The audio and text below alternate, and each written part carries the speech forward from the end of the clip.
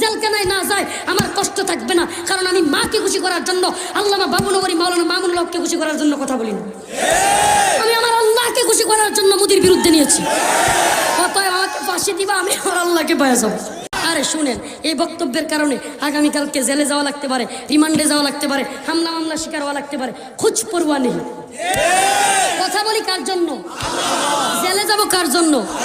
রিমান্ডে যাব কার জন্য?